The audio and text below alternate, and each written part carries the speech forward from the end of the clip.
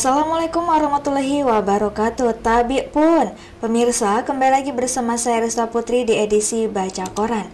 Baik pemirsa, informasi terkini dilansir dari sumek.co.id dengan headline Polda Sumsel musnahkan BB 1,5 kg sabu hasil tangkapan selama 2 bulan dari 17 pelaku narkoba. Dari Palembang melaporkan, Ditres Narkoba Polda Sumsel melakukan pemusnahan barang bukti narkoba dari 17 pelaku narkoba hasil ungkap kasus selama 2 bulan.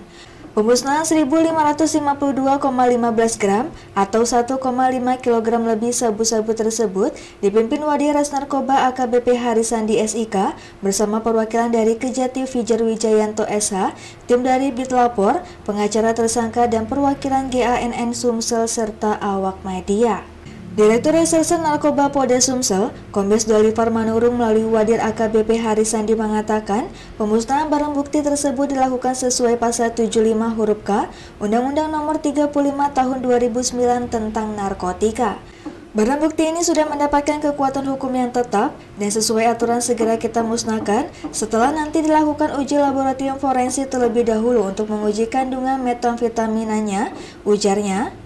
AKBP Harisandi menyebut, keseluruhan barang bukti yang dimusnahkan sebagian disisihkan untuk kepentingan pembuktian di pengadilan tersebut berasal dari 9 laporan polisi yang ditanganinya dan melibatkan 17 tersangka yang berhasil diungkap di beberapa wilayah.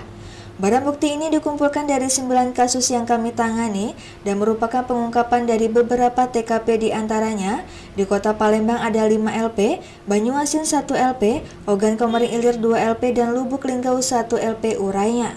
Tersangkanya terdiri dari Akmaludin barang bukti sabu 85,86 gram, Ismail, Teja Maulana, dan Wahyu Herdiansa sabu 100,42 gram, Madon Dayanti, sabu 97,55 gram, M. Haidir, Reja Julfa Levi, dan Arlika sabu 291,22 gram. Nazilah dan Saiful Amri sabu 97,05, Kodri sabu 99 gram, Koko Kurniadi sabu 95 gram, Lihan dan Teddy sabu 200,07 gram, dan M. Muslim serta Riki Suganda sabu 485,88 gram. Hasil ungkap kasus, 5 di Palembang, 2 di OI, 1 Lubuk Linggau, dan 1 di Banyuasin hasil ungkap kasus bulan Juni dan Juli. Barang bukti yang dimusnahkan di depan tersangka menggunakan blender, sabu dicampur pembersih lantai. Baik pemirsa, kita beralih ke informasi selanjutnya yang masih dilansir dari sumek.co.id dengan headline Toko onderdil motor di Banyuasin dirampok, istri pemilik disekap di kamar mandi dan diperkosa.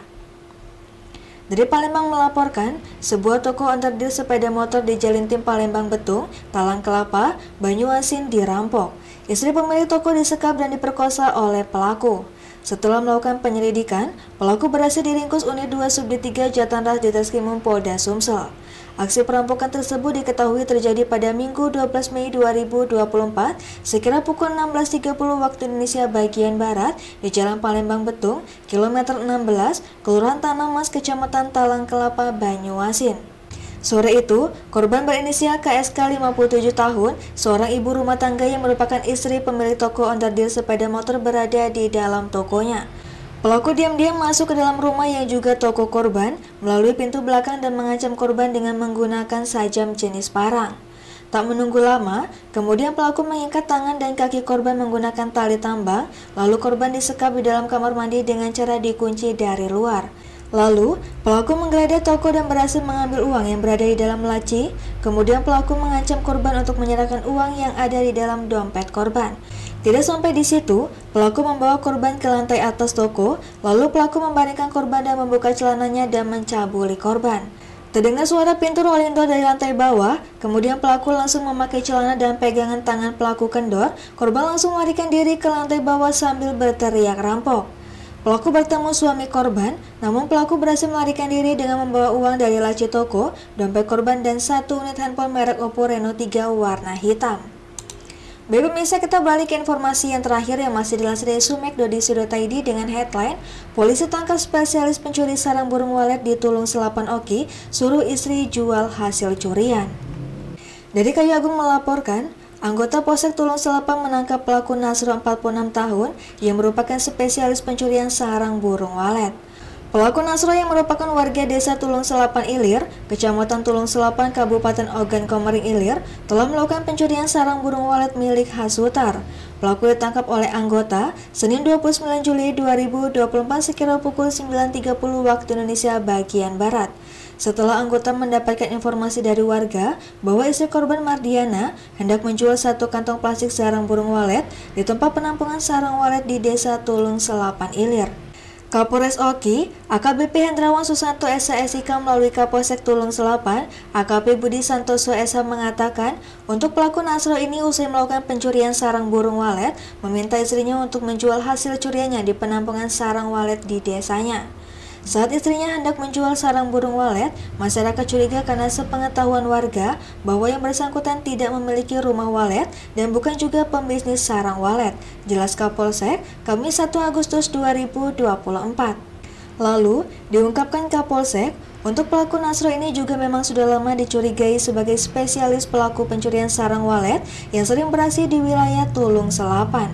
Jadi, membuat istri pelaku langsung diamankan ke Polsek Tulung Selapan dan dari keterangannya bahwa ia disuruh suaminya untuk menjual sarang walet tersebut bebernya.